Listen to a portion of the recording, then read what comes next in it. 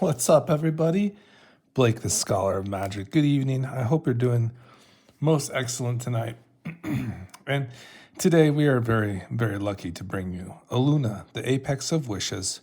This is a 5 CMC creature, 2 generic, 1 green, 1 blue, 1 red.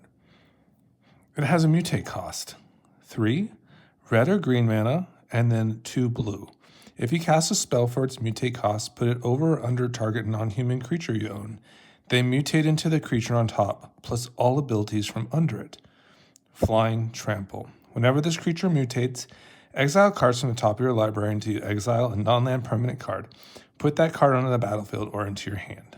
I've done a couple different combinations of this commander, and this is the most kind of brutally nasty versions of it. It's actually only ranked in the bracket list as a 2 power, in the 2 power category, because it doesn't identify that Illuna itself is a combo piece, which is kind of funny. But it basically is a 2 card combo. And I have seen versions of this just run like Omniscience, for instance. We're going to have a couple more hits in that, and we'll get into that. But I will kind of illustrate this for you by putting a short. I'll link a short into the comments, and you can kind of watch that one. And on the Arena app, we were able to have Illuna summon an Ulamog. And and based on the verbiage, let's look at this. Whenever this creature mutates, exile cards. So that's a key word for Ulamog, because usually with the Eldrazi, you have to cast, if you cast it, usually you get the benefit, right? Like whether it's upon cast, removed 2 target permanents. Upon cast, draw 7 cards, blah, blah, blah. However, the Ulamog that we're going to be summoning will want to see itself in exile. Usually it will mill cards if it's cast, and it has a 10 cost, so it's really expensive to cast. We're not going to go through it that way. We're going to go through it through the mutate, and it's going to see itself in exile, the 10 cost, and it's going to come onto the battlefield as a 17/17. So that's a fun verbiage of how you're exiling cards and it sees itself coming in. It's just amazing. So that is really what kind of spurned this kind of idea, is wow, Ulamog is a great hit off that. I haven't really seen too many people do it outside of that. And it's a great short, and you can see we were even up against a really nasty alchemy kind of based brawl deck of Helena Elena. They even had the 3 mana Gruul enchantment that basically just summons creatures upon casting any type of creature. It just summons up one that's 1 cast less and put it right on the battlefield. And we took down a 16/16 territorial Skycath. It was getting really out of hand, and I was kind of worried for a moment, but then we got to swing back and all their permanents were destroyed. So like we're doing with this channel now, we're kind of just going to get into this and kind of see maybe a sample hand or two. So I have just kind of a deck, just the deck here, just kind of sitting, and we can kind of get a feel for it and kind of just see maybe 3 sample hands and just kind of see kind of what we're dealing with here. So we're just going to kind of deal out 8 cards, going to kind of get an idea for an opener here and just kind of see some of the cards that kind of stick out to us. You're going to definitely see some of that nice 1 mana. See, that's one of our hits, so that's kind of fun to illustrate. Jin-Gitaxias is one of those creature cards. We definitely play a lot of instances or sorceries in this deck, so having a Jin-Gitaxias would also be very good. Jin-Gitaxias. Lauren revealed, yeah, we're definitely going to be getting into our graveyard too. So how many cards is that so far? 1, 2, 3, 4. That's 5. 6 nice commercial districts with a nice surveil land, and 7. So nothing really too, just some nice counter magic. We don't always want to run into those Jin-Gitaxiases and a counter spell. So very counter heavy. The curve isn't too bad. I mean, double blue is kind of rough, but we have mana confluence, so you might want to get those out of the way sooner than later. So let's just keep going. Let's keep on rolling this out. So Valakut Awakening, we're looking for is definitely, now interestingly enough, is that a card like Swan Song is interesting because we do want to make tokens. We can't play any permanents in this deck really outside of the hits that we want. So the hits that we have are Jin-Gitaxias. We have one with a Multiverse, Omniscience, and Ulamog. But it's really interesting. You can go about like making tokens even in creative ways. Like for instance, your Swan Song, you can like counter one of your other instants or sorceries and make that 2/2 token. It's just kind of like, you even notice like sometimes your opponent will Swan Song something and you'd be like, oh, thanks for the token. Like I kind of needed that. So there's definitely like some creative ways to create the token that you need to get. So that is interesting enough, We definitely have snow in here. If you can guess what we have snow in here, you get $10. But it's not like a sorcerer instant. That's a hint. But it is an interesting interaction nonetheless while we're running snow. There's Arcane Denial and a Grape Shot. Yeah, that's definitely one of our win cons too, is a Grape Shot. So no accelerants so far, no token enablers. So yeah, we definitely have some really kind of greedy things. And like this is a really cool one, and I thought that was very appropriate for the deck because it just basically draws us gas, and it also just will create us a token. It's a little bit on the higher cost, but it is an instant, and it will go really well with, like, for instance, our Omniscience and such. And the fact that it just creates a token for us, and that's what we love to have for Illuna, because Illuna wants to mutate onto a non-human creature. So that creating that 0/1 colorless creature will be very beneficial. Well, I hope you enjoy this kind of like look at it. Now, this is exactly, I think this is kind of maybe the way I kind of want to do deck techs, because I get to explain to you kind of like my thought process in a way. We'll definitely just kind of look at the deck in general here and look at the key cards, but Ahsokan Zahn is like your easy money. Like, we're not going to be using this probably 99% of the time for the add mana. It's going to be to channel to create those 2/1/1 colorless spirit creature tokens. It's very sneaky. You could do it at instant speed, and then on the very next turn, we could mutate onto one of those tokens, those color spirit tokens with Illuna, and trigger that mutate to get into a permanent. So this hand looks very promising so far. Just the token enabler already seems very good. Kasul's Fury, okay, that's like an interesting one too, because the thing about Illuna is like you don't want to be one and done with it, do you? Right? We might want it to go back to the command zone. It will be, under most circumstances, a big flying 6/6, which is really good. But we might want to get in some other permanents. We might want to mutate again, and flinging Illuna at somebody's face and then having it back into the command zone seems pretty decent. So we'll definitely have some ways, some creative ways to like kind of get Illuna back into the command zone so we can start the process over again.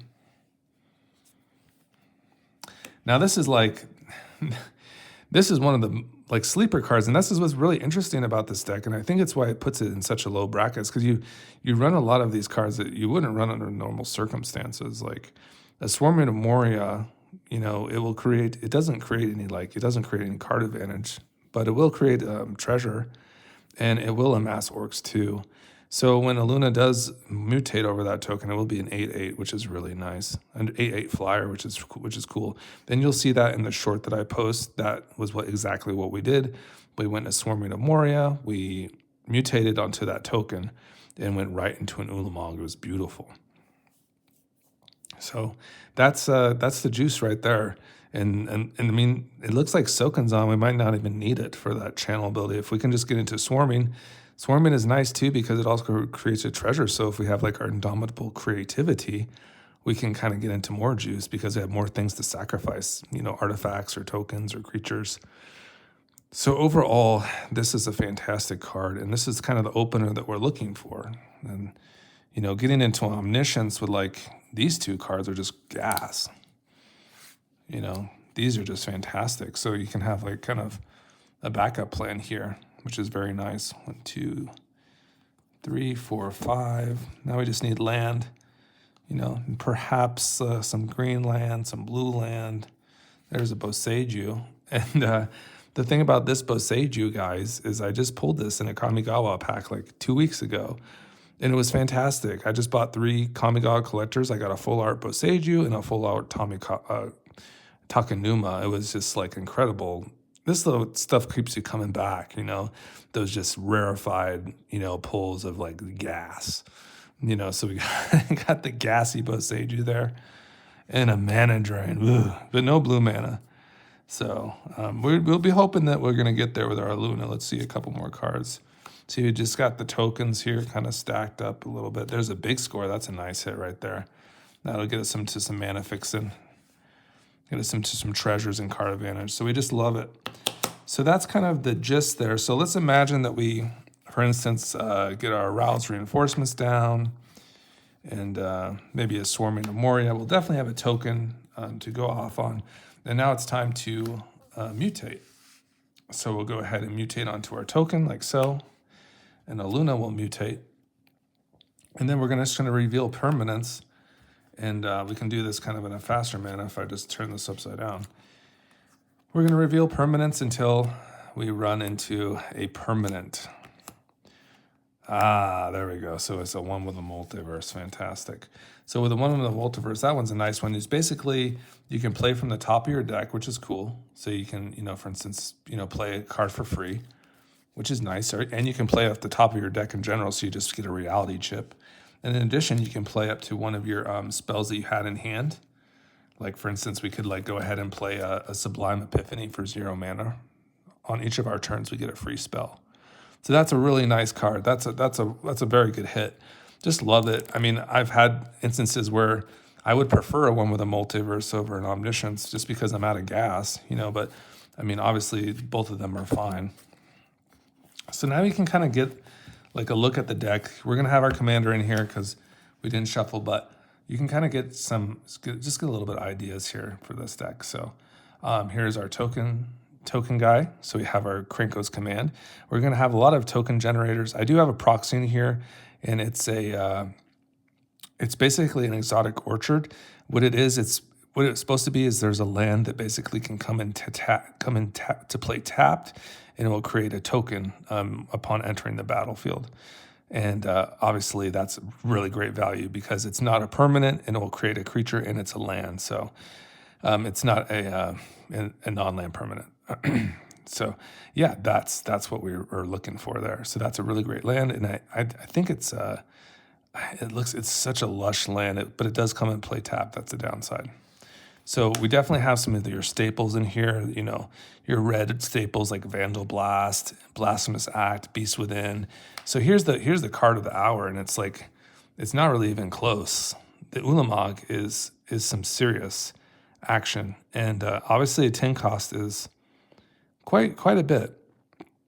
When you cast a spell, target opponent exiles half of their library, rounded up. So that's if you were to cast it. All right, ward, sacrifice 2 permanents. Ulamog Defiler enters the battlefield with a number of 1/1 counters on it equal to the greatest mana value among cards in exile. So the verbiage again with Illuna is that you're going to be exiling permanents until you hit a non-land permanent, and that permanent will come onto the battlefield. So Ulamog will enter the battlefield equal to the greatest value among cards in exile. It will see itself coming onto the battlefield, and it will see that as the criteria, and it will come in as a 17/17, which is really amazing stuff because each time you swing it with this, it's just going to take out 10 permanents. Ulamog has Annihilator X, where X is the number of 1/1 counters on it. So like I said, just watch the short. You're going to love it. It says groovy. Groovy. The opponent was giving us some sweet emojis. I don't know if I've even seen those before. They're very positive. I was like, hey, thanks, man. I appreciate it. It was a battle. It was a shorter battle, but, we did the thing. They got to do their thing, and we just kind of slid by on that one. So, yeah, Ulamog is just a perfect hit for this deck. It's a big problem, and it's going to make an enemy out of one of your opponents. They're just going to lose all their stuff that they have on the battlefield. So it's a brutal card. It really is something. So we love it. All right, so here's Solve the Equation. This is just a nice tutor. Very good with our Omniscience, for instance. We can really get into some gasoline through the solve. I mean, and really keep our train going. Faithless Looting, because we definitely will be a Mizzet's Mastery deck. We're very heavy on the instants or sorceries. Just beautiful 1 mana spells, for instance, like a Brainstorm. That's really nice. And then we have our Surveil lands. Plenty of Surveil lands in this deck. Nice shock land there. These are just great to fetch up with our all the fetch lands we have. We have some beautiful multi-face land cards in this deck. Of course, a Seagate will be a great hit for any of our, Omniscience or even our Jin Gitaxias. So it's all big stuff, big instance and sorceries, just all the good stuff. I thought Commit was such an interesting card. I feel it's like such a nasty, card to kind of get into, when you do have mana available with your Omniscience and, maybe you commit something, for instance, and now you have your memory, and then you go ahead and, you do the memory and you just refuel your hand, and we can try to get into those grape shot lines. I thought that was a really interesting kind of way to go about commit in memory. So that was an interesting one for sure, and I think that would be a very cool card to explore. Here's Breeding Pool, Otawara, just beautiful channel lands. Probably a good amount of forest. The reasoning we're running snow is for Faithless, for the Haven. Yeah, and we want Haven because it basically will let us create creatures, right, from non-land permanents or land permanent, so to speak. So we do have some, for instance, like Den of the Bugbears in this deck. Additionally, I think Lair of the Hydra is also in this deck as well. I did put this deck together today, so some of the lands might be slightly off, but those in the list, it will definitely be correct. Beast Within, okay, so Indomitable Creativity. We're definitely like a creativity deck too, so that's just another way to kind of get into our stuff even faster.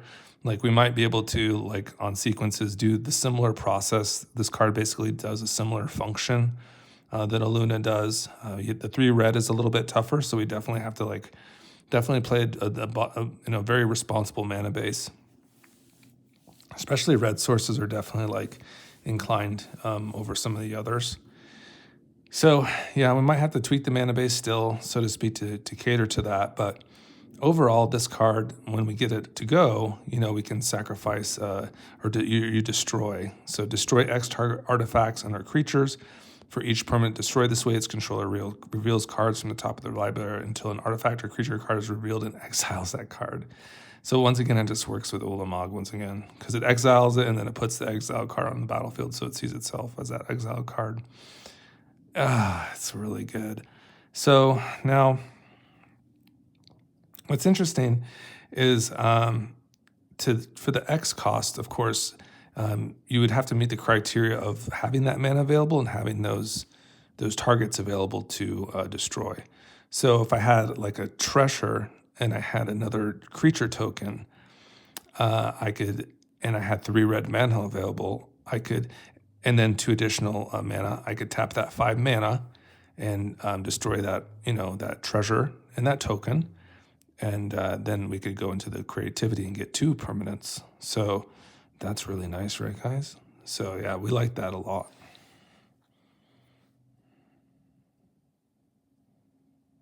Wow, so good. All right, looking good. Steam Vents. Those are just the lands, of course, that have a land type. So, of course, for these, they have that land type, which is always nice. Highland Mountain for that one.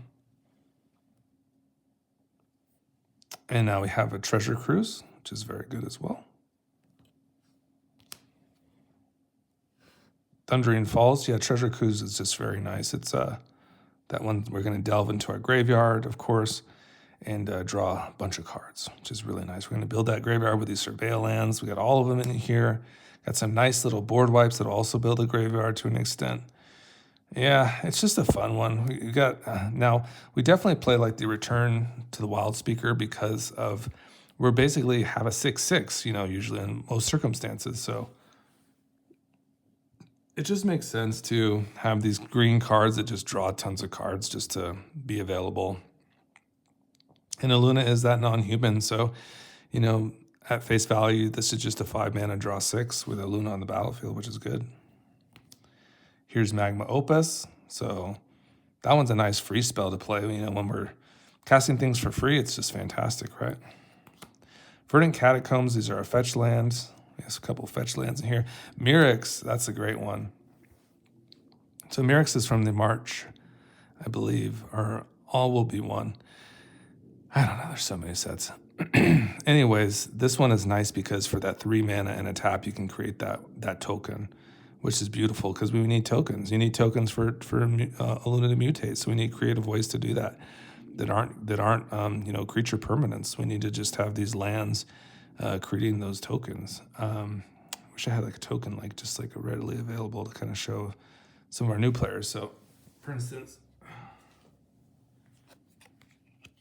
this is like what a token looks like. And yeah, that's kind of what we're working with. These are obviously not, your typical creatures. They're just basically have this token status. This card would not just be in your hand, right? It's just an effect. Some sort of thing has created this token and put it on the battlefield. It might be a spell from your hand. It could be a land that creates these things. I mean, this is just tokens, and these are very effective for our deck. We need these for this particular deck. All right, so there's like a token, for instance. And this one will create a might token, which is nice. All right, so here's the Highland Forest. And yep, we have all the snowlands that are duals, which is nice. We can fetch those up pretty easily. Faceless Haven. Rishkar's Expertise, that's the nice 6 mana spell, which will also see the power and also give us another free cast from our 5 with a 5 cost. So that's nice. Very nice stuff. Misty Rainforest. Here's Burn Down the House, a really clever one where you can actually just kind of use it as a board wipe, a mini board wipe, so to speak, but not the most mini one, let's be honest. And then the other additional one would be create 3 red 1/1 red devil creature tokens. So just another perfect card, and I feel we do need it. Glimpse the Impossible is perfect, right? Because you create, I believe you can create up to like 3 tokens. It just creates a lot of gas. It gets us into our Luna much faster, and it also lets us look at some cards. It's perfect for us. Here's Flooded Strand. Here's some just ramp, Kodama's Reach, Cultivate. Malevolent Rumble also will create that token. Get us into our graveyard as well, which is really nice.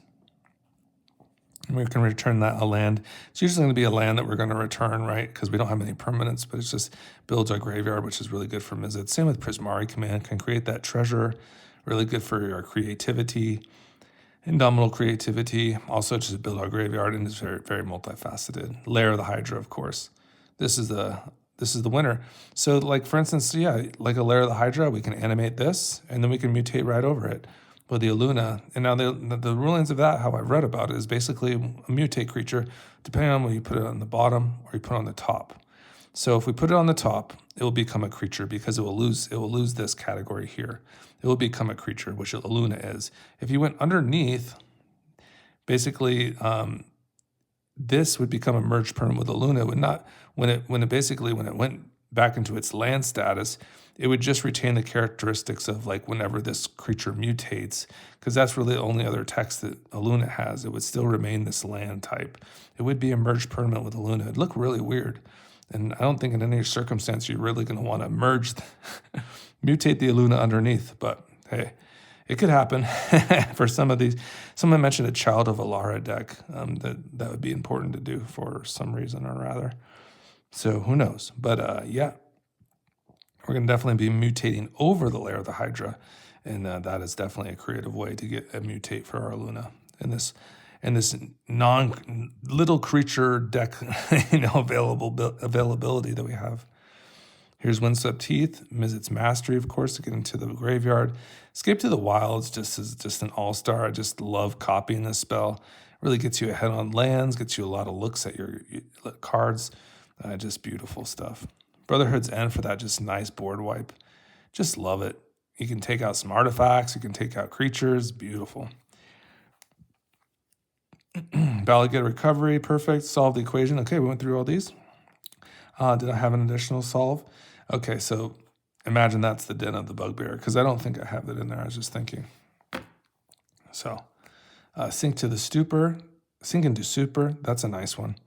So that could be a land as well by paying 3 life, or you could just return a non-land card or permanent to an opponent controls its owner's hand. So very, very multifaceted.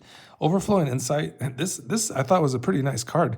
There's some really nasty ones out there though too that like are even more greedy than this one. I mean, I think I saw there's like an 11 mana spell, and I saw this in someone else's Illuna list, and basically you draw cards like half the cards that you have in your library or something or rather.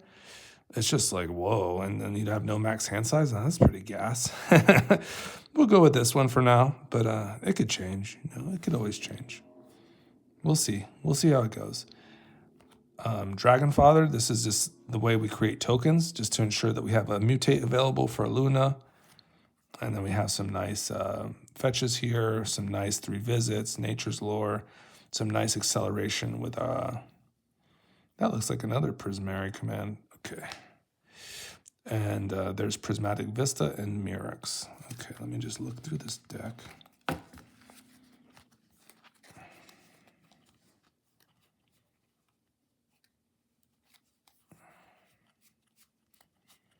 Okay, maybe we are doing good. Okay, maybe I just went over those twice. All right, everybody. So let's just get to the rest of the deck. We have some nice little lands here, more ramp. There's a Faceless Haven, so that's obviously just a great card. And with snow, of course, it's not too bad to get out. And once again, we get that Illuna. That's just another way to try to get into it. It's a little more mana intensive, but it is a way. And we might need it. We might need that kind of action. Here's Fadebloom Trick, and that's some nice new tokens. That's at instant speed, so that's really nice. Big Score, of course, is very good. Yeah, I'll have to look through the deck, but the list itself will be very accurate. Okay, we did go through these. It's because we had a sample hand. Okay, of course. All right, so that's why I'm recognizing them again. Yep, there's Sublime Epiphany, just some nice little, not too greedy, but really intensively high mana cost spells, right? Definitely. Mana Drain, beautiful. Yeah, this was a nice little sample here. Grape Shot. You can imagine getting into Grape Shot, can kind of storm off with Omniscience, of course, in certain circumstances, and then ping the table for a lot of damage. Here we go again. Yep, we saw most of these cards because we dealt through them already, so that's nice. This is the I think it's called like Savari Shelter or something, but it's like basically it's a tap land and it creates a 0/1 plant token. It's beautiful and it produces green mana when it does tap for mana, so that's nice. And there's Illuna. So pretty like straightforward deck. There's definitely some nice hits here, and I hope I could explained it well. Obviously, like seeing is believing, so I think that's what would be important to kind of see the short that I have. But it was a really fun deck and very powerful. Definitely more powerful than like a 2-power deck, that's for sure. A bracket of 2. Yeah, I just don't think it's like, recognizing what Illuna does exactly. So maybe this is just the most busted 2-power bracket deck there is in Commander now. But I would say so. I would say so because it can just pop, it just is popping. Like 17/17 Ulamog is just, that thing is just going to kill you. It's just going to absolutely smack you around. So, yeah, that's the stuff. That's the juice. And thanks for joining me today. We're on our way to 1 million subscribers, so it's very exciting. We're having a good time. The school year is almost getting through it, and everybody's in one piece. So that's good. Ulamog. Yes, Blake. 17/17 Ulamog. Yes. Look at these beautiful foils. Yeah. That's a nice one. Cultivate. Oh, baby. What a deck. What a deck, guys. I can't wait to bring it in. I'm going to bring Fumulus and this fool to my next little foray. So there it is. Illuna, the apex of wishes. Have a great day. Bye-bye.